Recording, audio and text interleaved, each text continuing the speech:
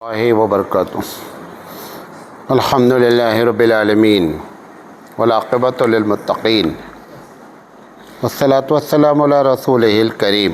मोहतरम हज़रात, फ़िक्री इर्तिदाद और तहज़ीबी इर्तिदाद के असबाब और मसले का हल, इस उन्वान पर हम आपसे लगातार बात कर रहे हैं और आज इसका सीरियल नंबर 38 है और तहज़ीबी इर्तिदाद का सीरियल नंबर 7 है। हमने सीरियल नंबर 6 में ये बात शुरू की थी कि तहज़ीब को, किसी भी कल्चर को कैसे बिगाड़ा जाता है और ख़ासकर मुस्लिम तहज़ीब को, इस्लामी तहज़ीब को बिगाड़ने के लिए क्या क्या शक्लें अख्तियार की जाती हैं। और उसकी वजह भी बताई थी कि यही वो तहज़ीब है जो दुनिया की तहज़ीब को चैलेंज करती है, लिहाजा सब लोग इसको बिगाड़ने की तरकीब अख्तियार करते हैं। तो उसमें से हमने चंद बातें पार्ट नंबर 6 में आपके सामने पेश किया। आज जो बात करना चाहते हैं वो ये है कि तहज़ीब में खाना पीना शामिल होता है। खाने पीने को बिगाड़ने के लिए मुख्तलिफ़ किस्म की तहरीकें होती हैं, मुख्तलिफ़ किस्म की तहज़ीबें लाई जाती हैं कि किसी तरह इस्लामी तहज़ीब का खाना पीना नहीं होना चाहिए। अब जैसे अभी कर्नाटक वगैरह में कम है, लेकिन अब यूपी पूरा लपेट में आ गया है। बिहार का मुझे ज़्यादा नहीं मालूम है, लेकिन यूपी है, बंगाल है, इन सब में खड़े होकर खाने का एक कॉन्सेप्ट दिया गया जिसको बफ़े सिस्टम कहते हैं कि खाना लगा देते हैं और उसके बाद आप जाइए और निकाल के खड़े होकर के खाइए। खड़े होकर खाने में दो कबाहतें हैं। एक तो ये है कि सराहतन हदीस की ममानियत है कि खड़े होकर खाना नहीं खाना चाहिए, और दूसरी बात, खड़े होकर खाना खाने में ख़ुद हमारे खाने को खड़े होकर खाने में सख्त तकलीफ़ होती है, लेकिन हम मजबूर हैं क्योंकि हमको दूसरों की कॉपी करना है। इसी तरीके से अलग अलग खाना खाना, ये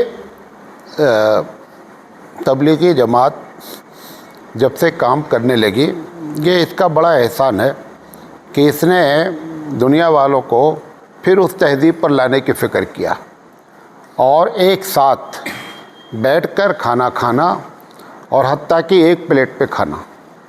एक प्लेट में खाने के जो फ़ायदे हैं उसमें सबसे बड़ा फ़ायदा है कि कोई छोटा बड़ा नहीं रह जाता है। सब मौलाना साहब और फुटपाथ पे रहने वाला दोनों अगर जमात पे गया है तो दोनों आदमी एक प्लेट में बैठकर खाना खा लेते हैं। तो फुटपाथ वाले के लिए तो कोई प्रॉब्लम नहीं होती है, प्रॉब्लम होती है मौलाना साहब को, मौलाना साहब को या बड़े पढ़े लिखे लोगों को, बहुत पैसे वालों को, क्योंकि हमारी नाक का मामला होता है तो वहाँ पर नाक जो है ना उसको रगड़ना पड़ता है, तो फ़ख्र टूटता है। इस वजह से वो इकट्ठा खाने खाने की जो इस्लामी तहज़ीब है उसमें एक बड़ा फ़ायदा है, उसको दुनिया ने ख़त्म किया। बहरहाल जो है वो हम लोगों को तबलीगी जमात का शुक्रगुज़ार होना चाहिए कि जिसने उस सुन्नत को ज़िंदा किया और पाबंदी से उस पर क्या करते हैं, अमल करते रहते हैं। इसी तरीके से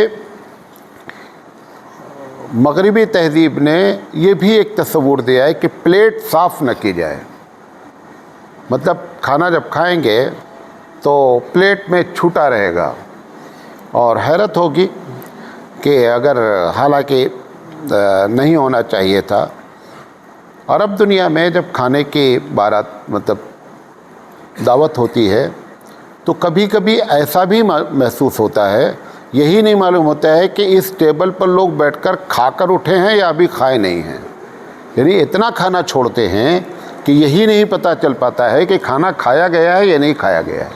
इतना छोड़कर, मतलब जैसे बकरा मुसल्लम है, पूरा बकरा पका दिया गया है और उस पूरे बड़ी सी परात पे बकरे को रख दिया गया, 20 आदमी बैठ गए खाना खाने, आधा बकरा भी नहीं खाया और पूरा जो है उसी पे छोड़ करके चले गए।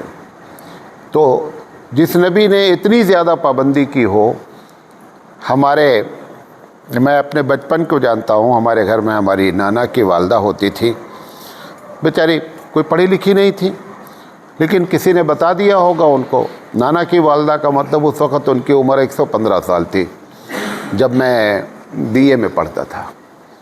तो वो प्लेट में जो खाना खाती थी तो उसमें उसका ज़र्रा भी नहीं ज़ाया होना, तो उसी प्लेट में पानी डाल देती थी और उस पूरे पानी को पी लेती थी। कि उस साफ़ करना तो दरकिनार है, यानी ये कह लीजिए कि प्लेट धुल करके पी लेती थी कि उसका ज़र्रा भी ज़ाया नहीं होना चाहिए। अभी देखिए आप लोग भी जो गलती कर रहे हैं, मिसाल के तौर पर 2 गलतियां होती है। खाना खाया आपने, खाना खाने के बाद कुछ चीज़ें मुंह में क्या रहती हैं, फंसी रहती हैं। अब आप जब कुल्ली करते हैं तो कुल्ली करने के बाद वो सारे ज़र्रात कहाँ जाते हैं, वो सब नाली में जाते हैं।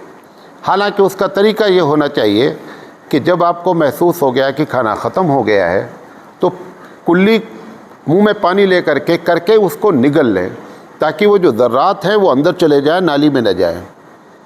और इसी तरीके से जब आप हाथ धुलने लगते हैं तो इस बात का ख्याल रखा जाए कि हाथ में ज़र्रात नहीं लगे हों।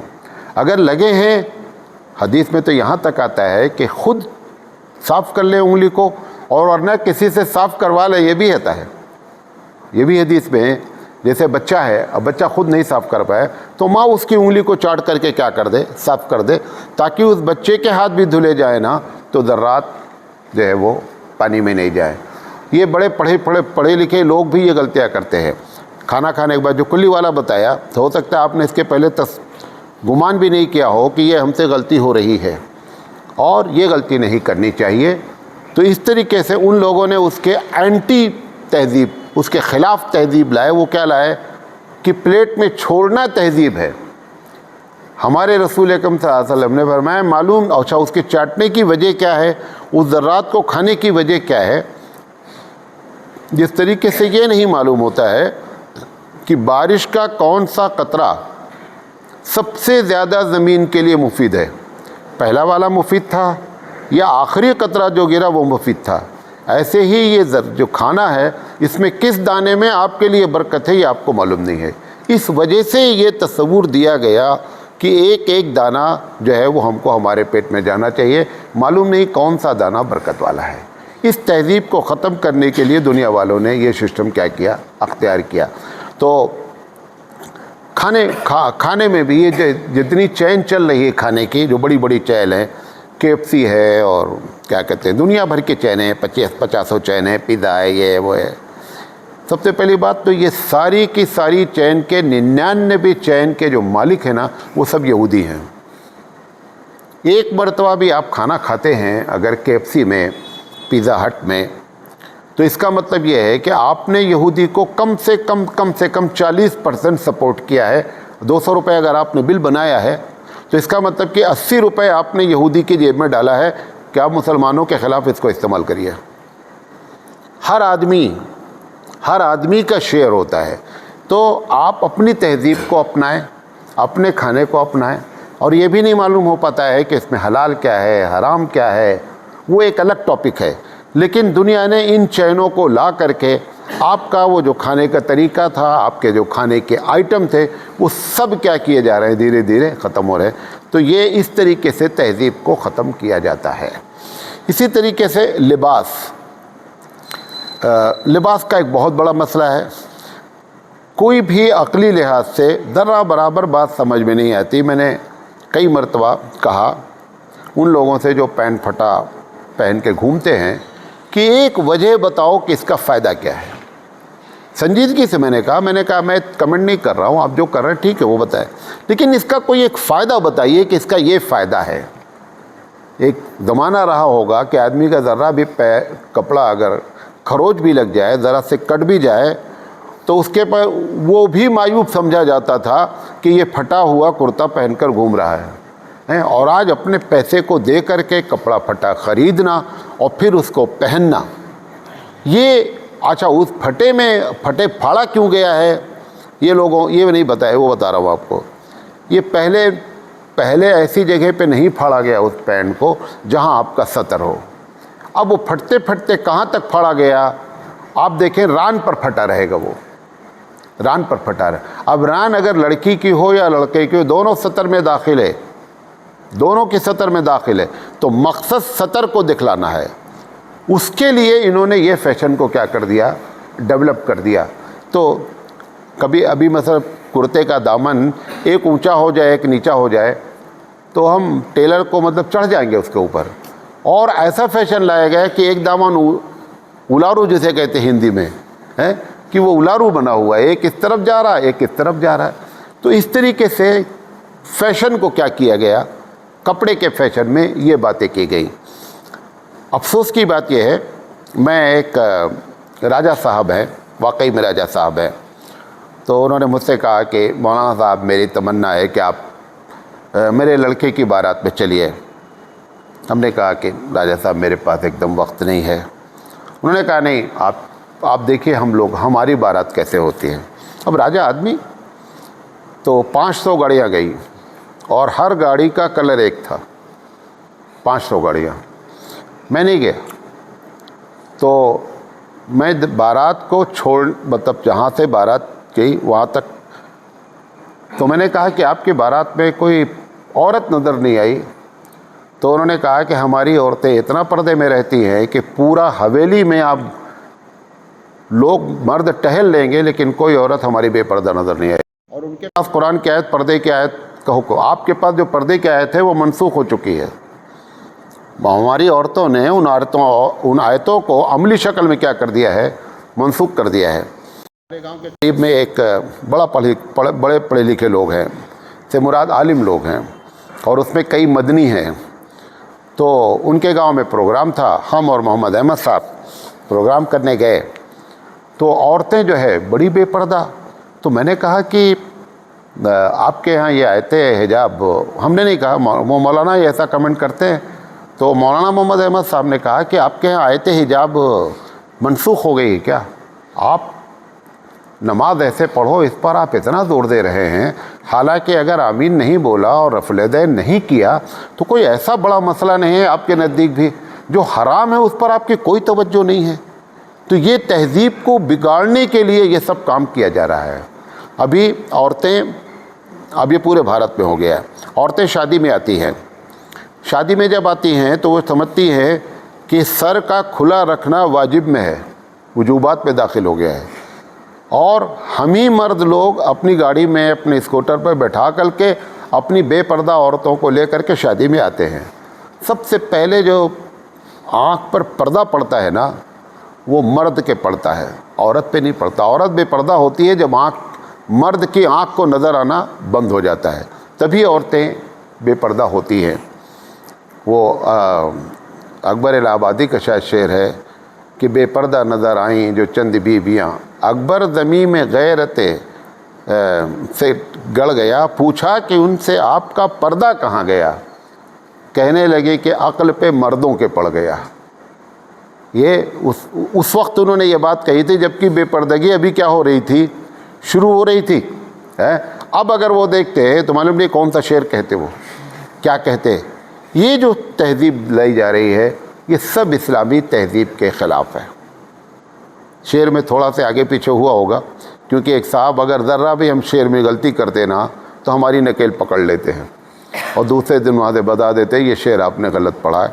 हालांकि मुझे शेर शायरी से ज़्यादा, बल्कि मैं ज़्यादातर कमेंट ही करता रहता हूँ, तो हो सकता है गलती हो तो उनसे माजरत के साथ। अच्छा, इसी तरीके से आप देखें कि इतना भारत में इतना दिन हो गया, 1250 साल तकरीबन हो रहा है भारत में इस्लाम आए हुए, इस्लाम का तारुफ हुआ, अभी भी हमारी औरतें ब्लाउज़ छोड़ नहीं सकीं।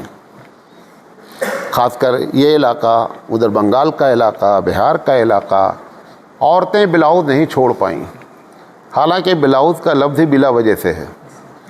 ब्लाउज़ का जो असली लफ्ज़ है वो बिला वजह, यानी एक ऐसा लिबास है जिसके पहनने का कोई भी मतलब उचित कारण नहीं है, कोई भी मुनासिब वजह नहीं है, लेकिन उसके बावजूद इस्लामी तहज़ीब नहीं गलबा अख्तियार कर पाई। और हमारी औरतें आज भी जो है वो ब्लाउज़ में रहती हैं, प्रोग्रामों में जाती हैं, और शादी वादी में तो खैर अल्लाह की पनाह, जो भी होता है सब आप जानते हैं। तो इस तरीके से तहज़ीब को बिगाड़ा गया। और फिर ये जो कॉलेज का कॉन्सेप्ट आया कि लड़कियों को पढ़ाना है, मजबूरी भी है। मजबूरी ये है कि वो लड़का, हम अपने मुस्लिम नौजवानों की ये तरबियत नहीं कर पाए कि हम ऐसी लड़की से शादी करेंगे जो दीनदार हो, बल्कि हम ये उनको समझा ले गए कि शादी ऐसी लड़की से करना है जो जॉब वाली हो। अब वो बेचारी जॉब के लिए क्या कर रही है कि हम पसंद किए जाएं वरना हमारी शादी में ही रुकावट हो जाएगी, या शादी भी अगर होगी तो ऐसे आदमी से होगी जो बड़ा ही निकम्मा किस्म का होगा। इस वजह से लोग मजबूर हो गए, मुसलमान भी क्या है, लड़कियों को कॉलेज में पढ़ाने के लिए। हालांकि अगर कॉलेज में पढ़ाना था तो उससे पहले इंतज़ाम किया जा सकता था, मजबूरी कुछ भी नहीं थी। शादी में खर्चा कर रहे हैं, औरत को वैसे भी हिस्सा नहीं दे रहे हैं, वही सब मिला करके पैसा लड़कियों के लिए कॉलेज अलग बना लो। पैसा तो है तुम्हारे पास, मुसलमानों का पैसा अगर देखना है कि इनके पास मालदारी है तो इनकी शादियां देख लीजिए, इनके बर्थडे की पार्टीज देख लीजिए, वहाँ पैसा नज़र आता है। पैसा अगर नहीं रहता है तो मदरसे के मौलवी की तनख्वाह के लिए नहीं रहता है, मुअज्जिन साहब के लिए नहीं रहता है, इमाम साहब के लिए नहीं रहता है, वरना तो पैसा मुसलमान के पास बहुत है। मैं शहर के ऐसे ऐसे लोगों को जानता हूँ, ऐसे ऐसे लोग शादी में पैसा करते हैं, खर्चा करते हैं जिसका आप तसव्वुर नहीं कर सकते हैं। तो ये सारी चीज़ें क्या हुई, हमारी तहज़ीब को बिगाड़ने के लिए बनाई गई। इसी तरीके से सतर खोल कर घूमना। अभी तो खैर यूरोप में अगर मैं ये तकरीर करूँ ना, ऐसी बातें कर दूँ मैं जा कर के, तो सबसे ज़्यादा बैकवर्ड कौन है? हम हैं। यानी ऐसा है कि ऐसा समझेंगे कि किसी दूसरी सदी का आदमी निकल कर के और हमारे इलाके में आ गया। अब ये सब बातें मौलाना और मौलवी ख़तीब वग़ैरह, वहाँ के जो ख़तीब वग़ैरह हैं, वो ये सब बातें बोल ही नहीं पाते हैं, हिम्मत ही नहीं होती है। हिम्मत ना होने की एक वजह क्या है कि हमारी औरतें भी उसी में इन्वॉल्व हो गई हैं, और दूसरी वजह क्या है कि अगर आप बोल लें तो आपका मुँह नोच लें। ऐसी इस्लामी तहज़ीबों का क्या किया जाता है? अच्छा, वो फ़ैशन बनाने वाले जो बदमाश लोग बैठे हैं, वो सतर खुले ड्रेस का फ़ैशन बनाते हैं, मर्दों का भी और औरतों का भी। ऐसे ऐसे फ़ैशन बनाए जाते हैं। अब जो लोग शर्ट पहनते हैं और उसके बाद पैंट पहनते हैं, भाई कम से कम नमाज के लिए इतना एहतमाम किया जाए कि पीछे से आपका शेप नज़र नहीं आए, चाहे मर्द हो या औरत हो। अब जो पैंट पहने हुए हैं पीछे आप उनके रहिएगा तो पूरा शेप नज़र आ रहा है। चलो नमाज हो जाती है, फतवा दे दिया जाता है कि नमाज हो जाती है, लेकिन हकीकत क्या है कि नमाज में कराहियत से किसी का इनकार नहीं है, किसी का भी इनकार नहीं। और उस पर सोने पर सुहागा ये कर लेते हैं कि शर्ट को इन कर लेते हैं। पहले तो सिर्फ निचला हिस्सा थोड़ा नज़र आता है, अगर थोड़ी मोटी शर्ट कवर करती है। जब आपने इन कर लिया तो सतर जहाँ से शुरू हुए वहीं से खुला हुआ नज़र आना, वहीं से टाइट नज़र आना। सतर खुलने का मतलब सिर्फ ये नहीं होता सतर खुल जाना, तीन चीज़ें दाखिल होती हैं सतर में। ट्रांसपेरेंट होना, यानी इधर से उधर छलकना। अगर कोई चीज़ छलक रही है तो इस मतलब बॉडी का कलर आपको कपड़ा पहनने के बावजूद भी मालूम हो रहा है, तो इसका मतलब ये हुआ कि ये सतर नहीं ढांका जा रहा है। और दूसरा, सतर खुलने का मतलब होता है कि कपड़ा इतना टाइट हो कि बदन की डिज़ाइन मालूम हो जाए। और तीसरी शक्ल ये होती है कि कपड़ा ऐसा हो कि सतर को ही खोले हुए हो, जैसे ब्लाउज़ है।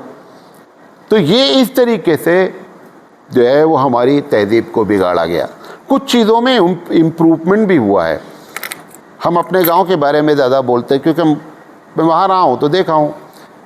एक बहुत बड़ा तबका गांव में बचपन में हमारे धोती पहनता था।